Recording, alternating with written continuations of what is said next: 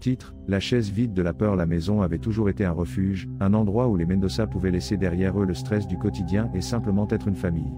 Mais cette nuit-là, le dîner s'est transformé en quelque chose de plus, en quelque chose de sinistre.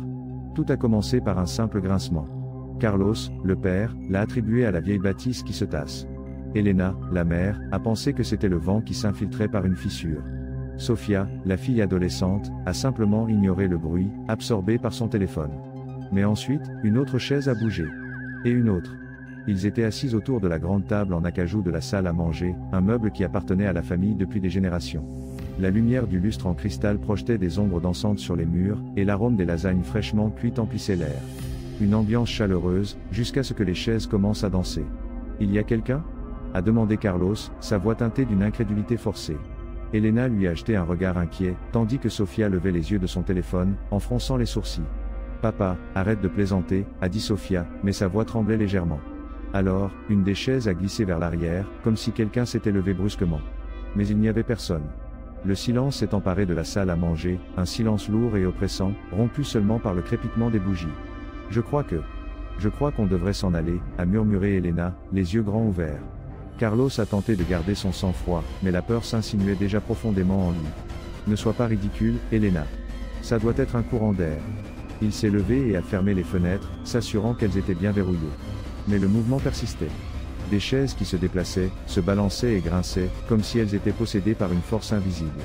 La paranoïa a commencé à fleurir dans l'esprit de chacun des Mendoza. Ils se regardaient entre eux, se suspectant, se demandant si l'un d'eux jouait une mauvaise blague. Mais au fond, ils savaient que ce n'était pas le cas. « C'est dans la maison » s'est exclamée Sofia, la voix brisée par la panique.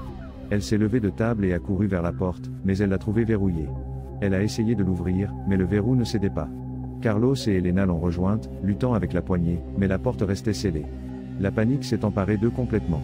Ils étaient piégés, à la merci d'une présence invisible qui semblait se nourrir de leur peur. Les chaises ont commencé à bouger avec plus de violence, se heurtant entre elles et contre les murs. L'une d'elles s'est élevée dans les airs et s'est écrasée contre le lustre, envoyant une pluie de cristaux brisés sur la table. La lumière s'est éteinte, plongeant la salle à manger dans une obscurité presque totale. Des cris de terreur ont rempli la pièce. Les Mendoza ont trébuché à tâtons, cherchant une issue, mais ne trouvaient que des obstacles sur leur chemin. La peur les paralysait, les rendait vulnérables. Soudain, une voix a murmuré dans l'obscurité. Une voix gutturale et froide, qui semblait provenir de partout à la fois. « J'ai faim » a dit la voix. Les Mendoza se sont étreints, tremblants de terreur. Ils savaient qu'ils n'étaient pas seuls, que quelque chose les traquait dans l'obscurité, quelque chose qui se nourrissait de leur peur et de leur désespoir. Carlos, poussé par un instinct de protection, s'est interposé entre sa famille et l'obscurité. « Qui êtes-vous ? Que voulez-vous de nous » a-t-il crié, la voix tremblante. La voix a répondu par un rire effrayant. « Je veux votre peur. Je veux votre désespoir. Je veux vos âmes. » Une ombre s'est matérialisée au centre de la salle à manger, une figure amorphe et sombre qui semblait absorber la lumière autour d'elle. Les Mendoza ont ressenti un froid intense, un froid qui leur glaçait les os et leur paralysait le cœur. La figure s'est jetée sur eux, et les Mendoza ont crié de toute leur force. Le lendemain matin, la maison était silencieuse. La lumière du soleil entrait par les fenêtres, illuminant la salle à manger dévastée. Les chaises gisaient éparpillées sur le sol, couvertes de poussière et de cristaux brisés.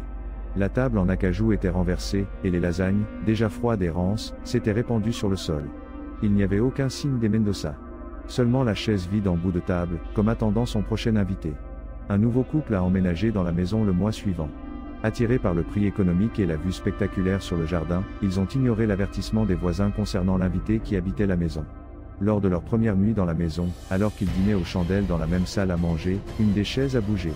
Les jeunes mariés ont échangé un regard nerveux et ont continué à manger, essayant d'ignorer le bruit. Mais ensuite, une autre chaise a bougé. Et une autre. La chaise vide de la peur les avait trouvés. La famille Mendoza avait disparu, mais l'être qui se nourrissait de leur paranoïa attendait toujours, vivant maintenant dans la maison qui se délabrait, attendant la prochaine famille ou le prochain imprudent qui croiserait son chemin. La maison est restée vide pendant des années après la fuite du couple, tombant en ruine avant qu'un promoteur ne la démolisse finalement. Apparemment, lors de la construction du nouveau bâtiment, les ouvriers se plaignaient souvent de la disparition ou du déplacement de leurs outils. Certains ont rapporté avoir vu des silhouettes du coin de l'œil. Le nouveau bâtiment a été achevé et vendu dans son intégralité, mais le terrain est rapidement devenu un terrain avec un taux de rotation de propriété inhabituellement élevé.